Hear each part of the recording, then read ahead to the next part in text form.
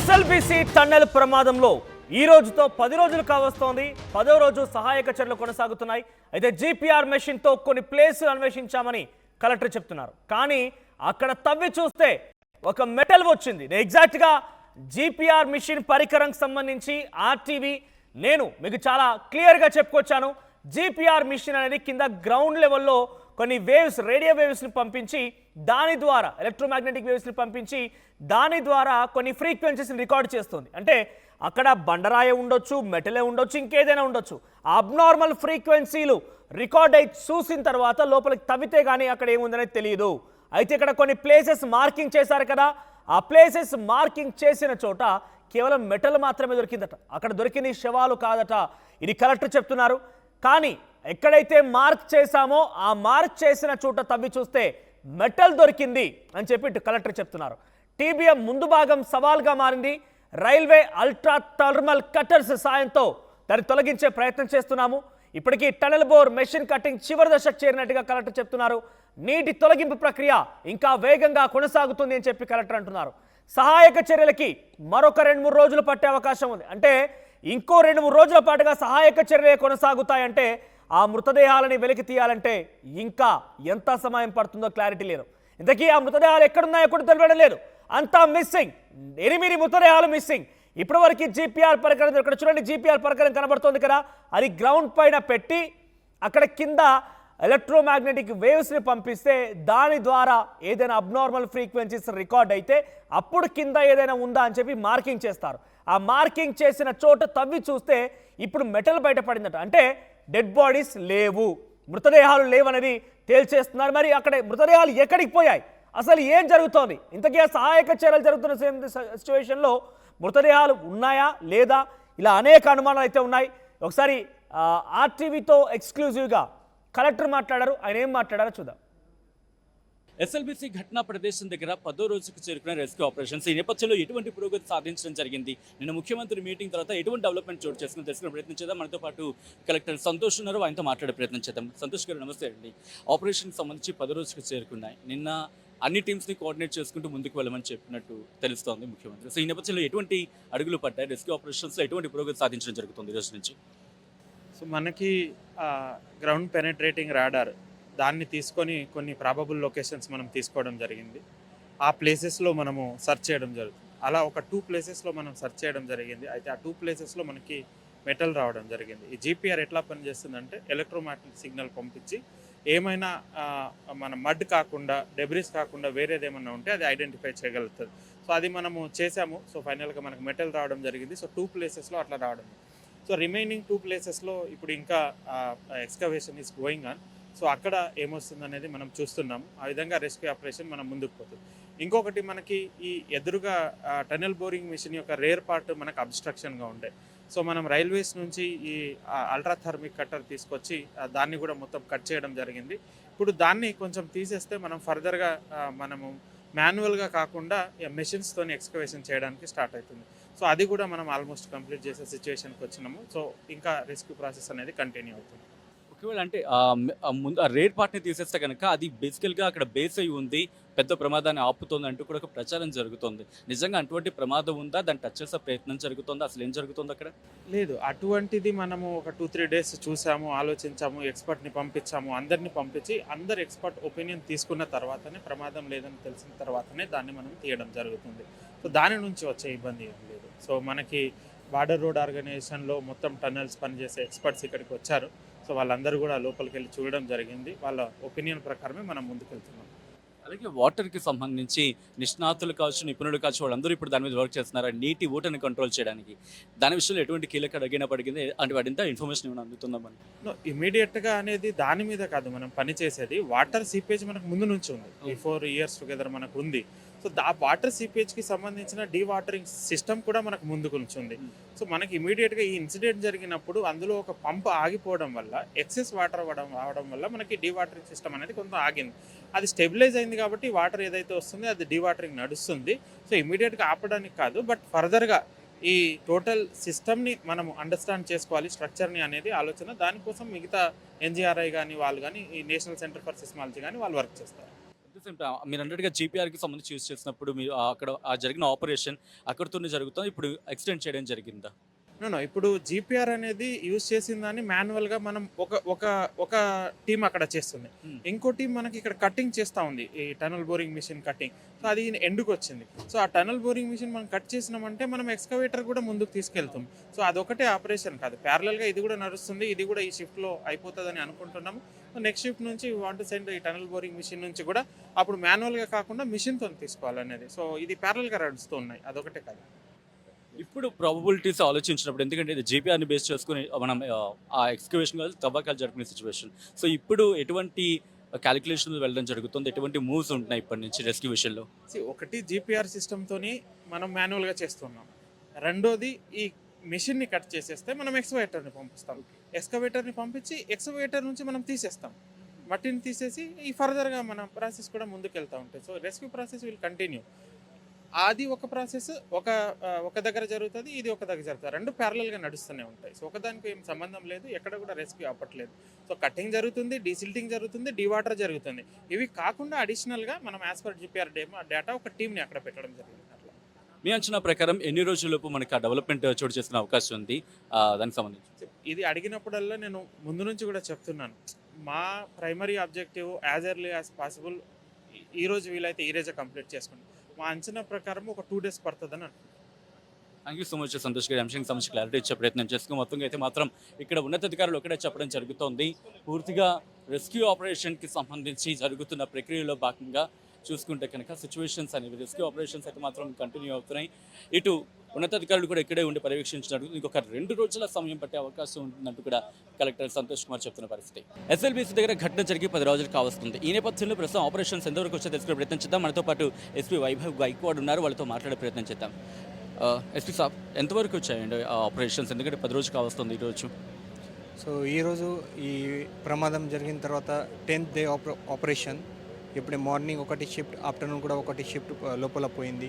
నిన్న మన రాష్ట్ర చీఫ్ మినిస్టర్ రేవంత్ రెడ్డి గారు కూడా ఇక్కడ వచ్చి రివ్యూ మీటింగ్ కండక్ట్ చేశారు. అన్ని ఆఫీసర్లు అండ్ ఏజెన్సీలో కూడా ఇన్స్ట్రక్షన్ ఇవ్వడం జరిగింది. సో ఈ అన్ని మొత్తం NDRF, SDRF, army, company groups అందరూ పనిచేసి ఈరోజు కూడా అది మన ఆపరేషన్ వార్ ఫుటింగ్లో నడుస్తుంది. And hopefully we are getting good results. So GPR బేస్డ్గా మనం అక్కడ ఎస్కవేషన్ చేయడం జరిగింది. సో కాస్త ఇబ్బందికర రిజల్ట్స్ వచ్చాయి, లైక్ అంత సూటబుల్ రిజల్ట్స్ రాలేదని తర్వాత ఇప్పుడు ఎటువంటి ప్రోగ్రెస్తో ముందుకు వెళ్తున్నారు? ఈ మషిన్తో స్కానింగ్ చేసిన తర్వాత అది ప్రాబబుల్ లొకేషన్స్ వచ్చింది, అది కూడా డిగ్గింగ్ చేశాము. బట్ ఇప్పటివరకు అది కన్ఫర్మ్ రిజల్ట్ రాలేదు. సో మిగతా ఆల్ పాసిబిలిటీస్ కూడా మన అందరూ ఎక్స్ప్లోర్ చేస్తున్నాము. ఈరోజు నైట్ వరకు మోస్ట్ ప్రాబబ్లీ అది కన్వేయర్ బెల్ట్ కూడా వర్కింగ్ స్టార్ట్ అయితే సో ఇమీడియట్గా ఇది ఏదైనా మన డేబ్రీస్ ఉంది, మెకానికల్ డేబ్రీస్ ఉంది, అది కూడా కటింగ్ చేస్తున్నారు. ఈ బయటకి ఎట్లా తీసుకోవాలి అండ్ ఎట్లా అది వే క్రియేట్ చేయాలి అదే ఆలోచన ఉన్నారు. So hopefully we are doing, all agencies are doing good work and we'll hoping for best result. Sir, ఒక 2 వార్తలు మాత్రం గట్టిగా ప్రచారం ఉన్నాయి, లోపల వాళ్ళు భయపడిపోతున్నారు, చాలా ఆందోళనగా ఉంది అంటున్నారు.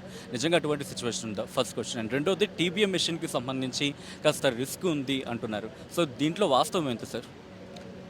ఇప్పుడే ఆల్రెడీ మన చాలామంది ఎక్స్పర్ట్ కూడా వచ్చారు. పాత టైంలో ఎవరు టనెల్లో చేశారో ఆర్మీ నుంచి కూడా చాలా ఎక్స్పర్ట్ ఇచ్చారు. అందరూ వచ్చి అది మొత్తం అనాలిసిస్ కూడా చేశారు. సో ఇంత థ్రెట్ రిస్క్ లేదు. అండ్ రెగ్యులర్గా మన 3 షిఫ్ట్లో కూడా వర్కర్ లోపల పోతున్నారు, వాళ్ళ 8 అవర్స్నే లోపల పని చేస్తున్నారు, ఈ డేబ్రీస్ రిమూవ్ చేస్తున్నారు. సో ఏదైనా అది ఈ టైప్లో ఇన్ఫర్మేషన్ అది కరెక్ట్ లేదు. సో ఖచ్చితంగా మన వాళ్ళు అందరూ మోటివేటెడ్ ఉన్నారు, ఆల్ ఏజెన్సీస్ నుంచి మోటివేటెడ్ ఉన్నారు. అండ్ రెస్క్యూ ఆపరేషన్ ఎవరైనా లోపల పోతున్నారో వాళ్ళ సేఫ్టీ మన ప్రయారిటీ ఉంది. అండ్ ఈ వాట్ ఎవర్ అది పర్సన్ ట్రాప్డ్ అయింది వాళ్ళకి కూడా అక్కడ నుంచి తీసుకోవాలి, అది కూడా మన ప్రయారిటీ ఉంది. టీబీఎం మిషన్కి సంబంధించి టీబీఎం మిషన్ సిచ్యువేషన్ ఎలా ఉంది? మొత్తం అంతా తీయబోతున్నామా? అది ఎంతవరకు వచ్చింది సార్? అది ఈ టీబీఎం మెషిన్లో కూడా ఈ కట్టింగ్ వర్క్ రెగ్యులర్గా నడుస్తుంది. గ్యాస్ కట్టర్ కానీ తర్వాత రైల్వే నుంచి కూడా ప్లాజ్మా కట్టర్ వచ్చింది. సో అందరూ అది మన కట్టింగ్ కూడా వార్ ఫుటింగ్లో నడుస్తుంది. బట్ అది మెషిన్ కొంచెం హెవీ ఉంది కాబట్టి కొంచెం టైం పడుతుంది. So all these work or going on simultaneously. Last question sir, ఎన్ని రోజులు పట్టచ్చు? ఆఫ్ కోర్స్ ఇది కొంచెం కష్టమైన question, but what your expectations and ఏమైనా డెడ్ లైన్ లాంటిది ఏమైనా పెట్టుకోవడం జరిగిందండి? మన డెడ్ లైన్ ఏం లేదు అది. అండ్ ఇది ఇప్పుడే అది కంప్లీట్ అయితే అది చెప్పడానికి కూడా కష్టం. బట్ తొందరగా మన మ్యాక్సిమం మన ఎట్లా కంప్లీట్ చేయాలి, అది ఆపరేషన్ ఎట్లా తొందరగా కంప్లీట్ చేయాలి, అన్ని ఏజెన్సీ అండ్ ఆఫీషియల్స్ అదే ఆలోచన చేస్తున్నాము. Hopefully we are complete soon. Sir water ఎక్కువగా వచ్చేస్తుంది, అందువల్ల ఆపరేషన్స్కి విఘాతం కలుగుతుంది అంటున్నారు. ఏం సార్ సిచ్యువేషన్ అది? ఇప్పుడే వాటర్ ఇంత పెద్ద ప్రాబ్లం లేదు, కంటిన్యూస్గానే వాటర్ పంపింగ్ నడుస్తుంది, అది బయటకి వాటర్ వస్తుంది. ఎక్స్ట్రా ఇక్కడ అవసరం ఉంది, అది పంప్ కూడా పెట్టడం జరిగింది. సో ఇప్పుడే వాటర్ ఇంత పెద్ద ప్రాబ్లం లేదు. Thank you so much Vaibhav Gaikwad ji ఆర్టీవీతో జాయిన్ అయ్యి అంశానికి సంబంధించి మాట్లాడే ప్రయత్నం చేసినందుకు. మొత్తంగా అయితే మాత్రం ఆయన ఒకటే చెప్తున్నారు, ప్రస్తుతానికి ఎటువంటి ఇష్యూస్ అనేవి పెద్దగా అక్కడ ట్రిగ్గర్ కాబట్టి, అంటే మరి ముఖ్యంగా ఏదైతే అక్కడ భయాందోళన వాతావరణం ఉందో దానికి తగిన జాగ్రత్తలు తీసుకుంటున్నాం, భయపడవలసిన అవసరం లేదు అంటూ కూడా ఎస్పీ చెబుతున్నమాట. దాంతోపాటు కీలకమైన అంశాలకు సంబంధించి ఇంకా అది జరుగుతోంది. కన్వేయర్ బెల్ట్ ఈరోజు పూర్తిగా అది వర్కింగ్లోకి రావచ్చంటూ కూడా ఆశాభావం వ్యక్తం చేయడం. వన్స్ ఆ కన్వేయర్ బెల్ట్ కనుక వర్క్లోకి వచ్చేస్తే, పూర్తిగా రన్నింగ్లోకి వస్తే కనుక దాదాపుగా సిచ్యువేషన్ అనేది సాధారణ స్థితికి అంటే సాధారణ స్థితి కంటే అక్కడున్న లోపల ఉన్న శిథిరాన్ని తీసుకువచ్చే సిచ్యువేషన్లో కీలకమైన ముందడుగు పడే అవకాశం కనిపిస్తోంది.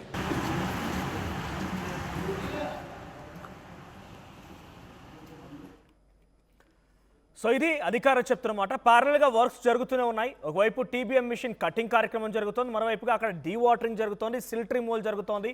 ఇదంతా జరుగుతూ ఉండగానే జీపీఆర్ పరికరం ద్వారా కొన్ని స్పాట్లను గుర్తించాం. ముఖ్యంగా 2 స్పాట్లను గుర్తించాం.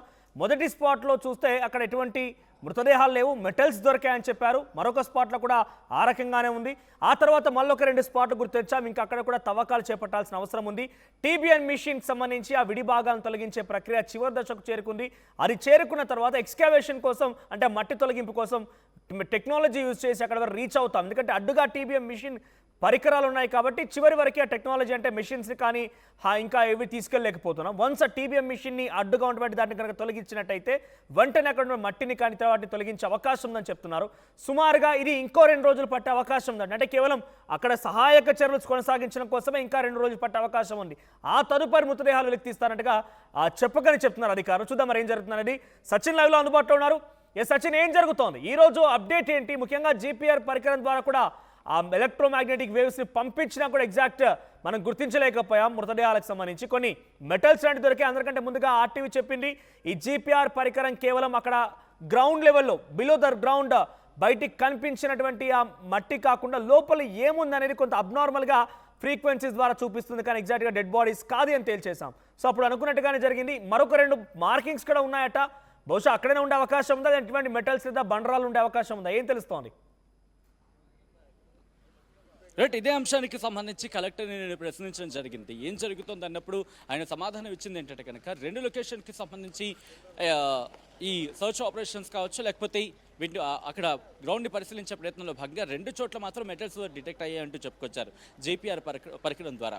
మిగతా 2 చోట్ల కూడా ఇంకా తవ్వకాలు జరుగుతున్నాయి. ఇక్కడ ఏం బయటపడుతుందనే ఆసక్తి మాత్రం నెలకొంది. ఇంకొక 2-3 రోజుల్లో కీలకమైన డెవలప్మెంట్ చోటు చేసుకునే అవకాశం ఉందంటూ కూడా ఆయన చెప్పుకొచ్చారు. మరి ముఖ్యంగా టన్నెల్ బోర్ మిషన్కి సంబంధించి అక్కడ ఎటువంటి సినారియో ఉంది అనే క్వశ్చన్ కూడా అక్కడ రైజ్ చేయడం జరిగింది. అంటే టన్నెల్ బోర్ మిషన్కి సంబంధించి ఒకవేళ అక్కడ కన్నా కొంచెం ముందుకు వెళితే ప్రమాదం ఉంది, లేకపోతే అది కూలిపోవచ్చు, లేకపోతే ప్రమాదం అంటూ ఒక ప్రచారం జరుగుతున్న నేపథ్యంలో అక్కడ ఎటువంటి సినారియో ఉంది అనేది నేను ఆయన అడిగినప్పుడు ఆయన ఒకటే చెప్పుకొచ్చారు. ప్రస్తుతానికైతే మాత్రం నిపుణులు, నిష్ణాతులు అక్కడికి వెళ్ళి చూడడం జరిగింది.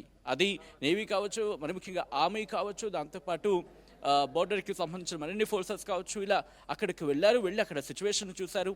అలాగే నేషనల్ జోగ్రఫీకి సంబంధించిన ఇన్ఫ్యాక్ట్ మొత్తం నిష్ణాతులందరూ కూడా అక్కడికి వెళ్ళడం జరిగింది. వాళ్ళందరూ కూడా ఎన్జేఆర్ఐ కావచ్చు, లేకపోతే జియోలాజికల్ సర్వే ఆఫ్ ఇండియా, వీళ్ళు కావచ్చు, అందరూ వెళుతున్నారు. అక్కడ పరిశీలించిన తర్వాత వాళ్ళ ఇన్పుట్స్ని బేస్ చేసుకుని మేము అడుగులు వేయడం జరుగుతోంది.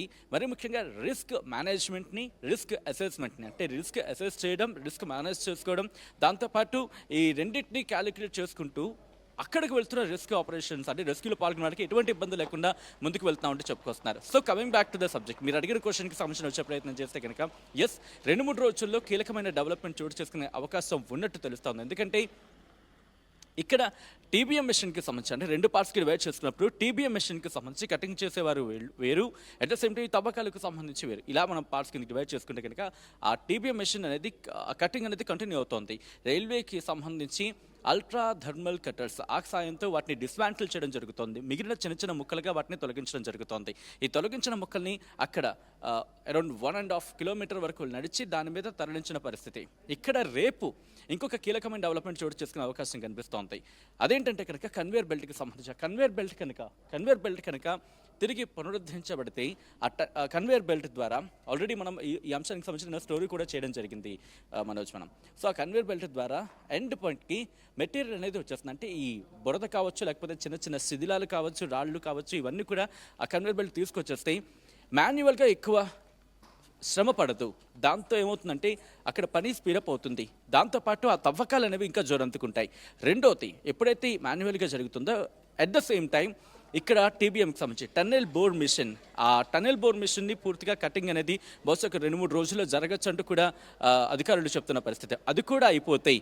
ఎక్స్కవేటర్ని ముందుకు వెళ్ళడం జరుగుతుంది. ఆల్రెడీ ఎక్స్కవేటర్ అక్కడ తవ్వడం జరుగుతూ ఉంటుంది. కానీ అవరోధాలు ఏర్పడుతున్న సందర్భంలో, అక్కడి వరకు వెళ్ళలేని సందర్భంలో ఒకవేళ టీబీఎం కనుక పూర్తయిపోతాయి, ముందుకు వెళ్ళినప్పుడు అప్పుడు ఇంకెక్కువ టైం తీసుకునే అవకాశం ఉండకపోవచ్చు అనేది వాళ్ళ అభిప్రాయం. వాళ్ళు అదే చెప్పడం జరుగుతోంది. వన్స్ ఎక్స్కవేటర్ కనుక వెళితే, ఎందుకంటే వీళ్ళు ఇక్కడ తవ్వడం జరుగుతోంది, తవ్విన సందర్భంలో నీరు వచ్చేస్తోంది. ఎందుకు నీరు వస్తుంది అనేది కూడా నేను అక్కడ కలెక్టర్ని అడిగాను. ఆయన ఒకటే చెప్పుకొచ్చారు, ఎప్పుడైతే ఘటన జరిగిందో, ప్రమాదం జరిగిన సందర్భంలో అక్కడ ఒక పంప్ ఉంది. ఆ పంప్ అనేది పాడైపోయింది. అంటే ఈ నీటి ఊట అక్కడ టనల్కి కొత్త కాదు, అలాగే నీటిని తొలగింపు ప్రక్రియ కూడా కొత్త ఏం కాదు. ఎందుకంటే ఈ రెండింటి ముందు నుంచి ఉన్నాయి, రెండు అనేవి మేనేజ్ చేసుకుంటూ వెళ్తున్నారు. కానీ ప్రమాదం జరిగిన రోజు అక్కడ ఆ పంప్ అనేది పాడైపోయింది. ఆ పైన అంటే అక్కడున్న పంప్ పాడైపోవడంతో పాటు నీటి ప్రవాహం పెరిగింది. ఈ ప్రమాదం జరిగిన తర్వాత ఈ రెండింటి వల్ల అక్కడ ఇష్యూస్ తలెత్తాయి. సో కాబట్టి ఇప్పుడు వాటిని మేము సాధారణ స్థితికి తీసుకొచ్చాం. అక్కడ సాధారణ పరిస్థితి కొనసాగుతుందని చెప్తున్నప్పటికీ కూడా గ్రౌండ్ లెవెల్లో నేను కొంతమంది మాట్లాడినప్పుడు వాళ్ళు అదే అంటారు, నీటి ఊట పెరుగుతోంది. సో దీనికి చెక్మేట్గా ఒకటే కనిపిస్తోంది. వన్స్ ఈ కన్వేయర్ బెల్ట్ అనేది స్టార్ట్ అయితే ఈ బురద అనేది దాని మీద తరలించగలిగితే, ఆ తర్వాత అక్కడ నిర్మాణ వ్యర్థాలు కావచ్చు, లేదా టీబీఎం వ్యర్థాలు కావచ్చు, అవి కూడా వెళ్ళిపోతే ఎక్స్కవేటర్ కనుక లోపలికి వెళ్ళగలిగితే ఎస్. సచిన్, ఇక్కడ ఇంకొక విషయం, నిన్న ముఖ్యమంత్రి రేవంత్ రెడ్డి కూడా స్పాట్ ని పరిశీలించినప్పుడు అక్కడ ప్రమాదం జరిగింది, ప్రమాదంలో కొంత ఇబ్బంది పడ్డ వారిని రక్షించడమే వంతగా ఉంది, ఇక్కడ బ్రతికే అవకాశం లేదని చెప్తూనే ఇంకోవైపుగా ఆయనే రెస్క్యూ కోసం లోపలికి వెళ్ళే వారికి ఎటువంటి ప్రమాదం జరగకుండా ఉండడం కూడా మా మొదటి బాధ్యత. సో లోపలికి వెళ్తున్న వారు మరొక ప్రమాదాన్ని బారిన పడకూడదు అని చెప్పిన నేపథ్యంలో, అంటే వాళ్ళ ఎక్స్పెక్టేషన్ ఏంటి, లోపలికి వెళ్తే ఇంకేదైనా తొలగించే సమయంలో కానీ వారిని కాపాడే సమయంలో ఏదైనా ప్రమాదం జరుగుతుందనే ఒక అంచనాలో ఉన్నారా? అటువంటి సినారియో ఉందా? ఇదే క్వశ్చన్ మనం మాట్లాడుకోవడం జరిగింది. దాదాపుగా గత 10 రోజులుగా ఇదే క్వశ్చన్. ఈవెన్ మీకు గుర్తుండే కనుక మంత్రి ఉత్తమ్ కుమార్ రెడ్డి కూడా అదే అన్నారు. రిస్క్ ఉంది, రిస్క్ మేనేజ్మెంట్ని మిటిగేట్ చేసుకుంటూ దాన్ని రిస్క్ని తగ్గించుకుంటూ ముందుకు వెళ్తాం, అక్కడ ఆపరేషన్ జరుగుతుందంటే కూడా. సో ఇదే క్వశ్చన్ నేను అడిగాను, ఎస్పీని అడిగినప్పుడు ఆయన అదే చెప్పారు. ప్రతి అడుగును కూడా మేము చాలా జాగ్రత్తగా వేసుకుంటూ వెళ్తున్నాం. ఆ రిస్క్ అనేది నిపుణులు సలహాలు సూచనలు తీసుకుని వాళ్ళు వాటిని మేనేజ్ చేసుకుంటూ వెళ్తున్నాం అనేది వాళ్ళు చెబుతున్నమాట. బట్ ఎక్కడో ఒక ఆందోళన అయితే మాత్రం కనిపిస్తోంది. ఈ ఆందోళన క్లియర్ అవ్వాలి అంటే కనుక టీబీఎంకి సంబంధించిన సిచ్యువేషన్ ఏంటి, ఎందుకంటే అది పూర్తిగా డిస్మాంటిల్ చేసిన తర్వాత అటువైపు ఎటువంటి సిచ్యువేషన్ ఉంది, ఎందుకంటే గ్రౌండ్ రియాలిటీ వేరు, అక్కడ ప్రతికూల పరిస్థితులు వేరు, దాని ఏమంటారు అక్కడ ఎక్స్పెక్టేషన్స్ వేరు. సో ఇవన్నీ సింక్రనైజ్ అవుతున్నాయి అనేది బహుశా ఇంకొక రోజులో క్లారిటీ వచ్చే అవకాశం ఉంది. ఇవి కనుక క్లారిటీ వచ్చింది అప్పుడు రెస్క్యూ ఆపరేషన్స్ స్పీడప్ అయిన తర్వాత అక్కడ ప్రతికూల పరిస్థితులు ఇంకా దీనికి మించి ఉన్నాయా, ఇది బిగ్గెస్ట్ క్వశ్చన్ మార్క్. ఎందుకంటే టీబీఎం తర్వాత ఒక మాట ప్రచారంలో గట్టిగా ఉన్న మాట, ఇదే క్వశ్చన్ నేను కలెక్టర్ని అడిగా. మరి ముఖ్యంగా టీబీఎం, సపోజ్ ఇది నా చేయి మీ టీబీఎం అనుకుంటే కనుక, ఈ టీబీఎంకి సంబంధించి ఇక్కడ రెస్క్యూ ఆపరేషన్ జరిగితే కాస్త ముందుకు వెళ్ళే ప్రయత్నం, ఈ టీబీఎం వెనకాల వాటర్ కావచ్చు, లేకపోతే ప్రమాదం కావచ్చు ఎక్కువ ఉంది. వన్స్ ఈ టీబీఎంని కనుక క్లియర్ చేసేస్తే ఇది వెనకాల నుంచి ప్రెషర్ ఇంకా ఎక్కువ అవుతుంది, ఆ రెస్క్యూ ఆపరేషన్స్కి ఇబ్బంది కలగచ్చు అనేది ఒక చర్చ బాగా ప్రచారంలో నేపథ్యంలో ఇదే క్వశ్చన్ కలెక్టర్ని అడిగినప్పుడు ఆయన ఒకటే అన్నారు, ఇక్కడికి వెళుతోంది నార్మల్ వ్యక్తులు కాదు, నిష్ణాతులు, దాంతోపాటు విపత్తుల మీద అవగాహన ఉన్నవాళ్ళు, దాంతోపాటు జియోలాజికల్ సర్వే ఆఫ్ ఇండియా కావచ్చు, ఎన్జీఆర్ఐ కావచ్చు, వీళ్ళందరి దగ్గర ఎక్విప్మెంట్ ఉంది, అక్కడ రిస్క్ని వాళ్ళు అసెస్ చేయగలరు. వాళ్ళందరూ అభిప్రాయాలు తీసుకున్న తర్వాత వెళ్తున్నాం తప్ప అలా ఆశామాసిగా ఎలా వెళ్ళిపోతా ఉంటే కూడా అధికారులు సమాధానం ఇస్తున్న సందర్భం. ఇది కాస్త రెస్క్యూ ఆపరేషన్స్లో పాల్పంచుకున్న వాళ్ళకి కాస్త ధైర్యం వచ్చు. మీరు అన్నట్టుగా మృతదేహాలకు సంబంధించి ఏ క్షణమైనా అవి బయటకు వచ్చే అవకాశం ఉంది అంటూ కూడా చర్చ జరుగుతుంటుంది. ఎందుకంటే ఇంకొక 2 చోట్ల తవ్వకాలు జరపాల్సిన పరిస్థితి ఉంది కాబట్టి ఆ 2 చోట్ల బయటకు వచ్చే అవకాశాలు పూర్తిగా కొట్టిపారేయలేం. అట్ ద సేమ్ టైం ఒకవేళ 2 కాకపోతే కనుక ఆల్టర్నేటివ్ ప్లాన్స్ అనేవి కూడా ఇటు ప్రభుత్వ యంత్రం దగ్గర ఉంది. అయితే టీబీఎం మిషన్ పూర్తయిన తర్వాతే ఆ ప్లాన్ ఎగ్జిక్యూట్ చేస్తారన్నట్టుగా తెలుస్తోంది. Manoj. Right Sachin, thank you for the updates. So మొత్తం మీద ఎస్ఎల్బిసి ప్రమాదం 10వ రోజు చేరుకుని 10వ రోజు సహాయక చర్యలు కొనసాగుతున్నాయి. మీ అందరికీ ఎప్పటికప్పుడు ఆర్టీవీలో చూస్తూనే ఉన్నారు. కళ్ళకు కట్టినట్టుగా అక్కడ ఆపరేషన్స్ అనేవి కూడా అక్కడ తీసుకునేటువంటి రిస్క్ని, రెస్క్యూ ఆపరేషన్స్ని మీకు చూపించే ప్రయత్నం చేస్తోంది ఆర్టీవీ. ఈ నేపథ్యంలోనే మీకు జీపీఆర్ పరికరం గురించి కూడా చెప్పాము మేము. జీపీఆర్ పరికరం అనేది ఆ భూమిపైన పెట్టినప్పుడు కింద ఏదైనా అన్ఈవెన్గా ఉందా, కేవలం మట్టి మాత్రమే ఉందా, ఇంకేదైనా బండరాళ్ళు లేదంటే ఏదైనా కూడా కావచ్చు. అది బేసిక్గా ఈ జీపీఆర్ మిషన్ రోడ్డు పైన వాడుతూ ఉంటారు. ఏదైనా రోడ్డు కట్టింగ్ సమయంలో ఆ కట్ చేసేటువంటి చోట ఏదైనా వైర్స్ లాంటిది కానివ్వండి, గ్యాస్ పైప్ కానివ్వండి, వాటర్ పైప్స్ ఏమైనా ఉన్నాయా అని చూసి ఇన్స్పెక్ట్ చేసేందుకు జీపీఆర్ మిషన్ వాడుతూ ఉంటారు. ఎగ్జాక్ట్గా జీపీఆర్ మిషన్ని టనెల్ లోపల ఉపయోగించారు. ఆ మట్టి కింద ఏమైనా ఉందా అని దాని కోసం వారు విశ్లేషించేందుకు ఆ మిషన్ ఉపయోగిస్తే దాని కింద ఒక 4 ప్రాంతాలను గుర్తించారు. ఆ 4 ప్రాంతాలు డైరెక్ట్గా అక్కడ ఏముందని తెలీదు. ఆ మిషన్లో కూడా కేవలం అబ్నార్మల్ ఫ్రీక్వెన్సీస్ ఉంటూ ఉంటాయి. సో ఆ ఫ్రీక్వెన్సీస్ ఉన్నప్పుడు అక్కడ ఏదైనా ఉంది అనేది ఒక నిర్ధారణకు వస్తూ ఉంటారు ఈ యొక్క పరికరం ఉపయోగించినటువంటి వ్యక్తులు కానీ నిష్ణాతులు కానివ్వండి. అయితే ఎగ్జాక్ట్గా ఇక్కడ 4 ప్రాంతాలను గుర్తించినప్పుడు 4 మార్క్స్ చేసి 2 ప్రాంతాల్లో వాటిని తవ్వి చూస్తే అక్కడ మెటల్ బయటపడిందట. ఇంకో 2 ప్రాంతాల్లో మట్టి తీయాల్సి ఉంది. అక్కడ పనులు కొనసాగుతూనే ఉన్నాయి. పెద్దగా ఇక్కడ కూడా దొరుకుతుందనే ఆశాభావం అయితే అధికారులు వ్యక్తపరచడం లేదు. ముఖ్యంగా టీబీఎం మిషన్ విడిపోయినటువంటి ఆ భాగాలు ముందుగా అడ్డుగా ఉన్నాయి కాబట్టి అక్కడ ఆ వ్యక్తులు లేదా అక్కడ పూర్తిగా మట్టి కూరుకుపోయినటువంటి ప్రాంతానికి వెళ్ళాలంటే ఒకరిద్దరు చాలా దాచుకొని చాటుగా అంటే కొంత ఒత్తిడికి లోనవుతూ ఒక సైడ్గా వన్ సైడ్గా వెళ్తున్నారు తప్ప చాలా సేఫ్గా అక్కడికి మెషిన్స్తో వెళ్ళే అవకాశం అయితే లేదు. ముందుగా టీబీఎం మిషన్ తొలగించి ఆ తర్వాత అక్కడికి మెషిన్ని తీసుకువెళ్ళి ఎక్స్కవేషన్ వర్క్స్ అంటే మట్టిని తొలగించే పనులు చేపడితే కానీ అక్కడ మృతదేహాలు లేదా అక్కడ ఉన్నటువంటి వారు దొరికే అవకాశం లేదు. సో ఇప్పటివరకు 10 రోజులు కావస్తోంది, ఇంకా 2 రోజులు పట్టొచ్చు అన్నట్టుగా అధికారులు చెప్తున్నారు. సో చూద్దాం మరి ఏం జరుగుతుందనేది. ప్రపంచంలో ఏ మూల ఏ క్షణం ఏం జరుగుతుందో వేగంగా తెలుసుకోవడానికి తొలి వెలుగు వాట్సాప్ ఛానల్ని ఫాలో చేయండి.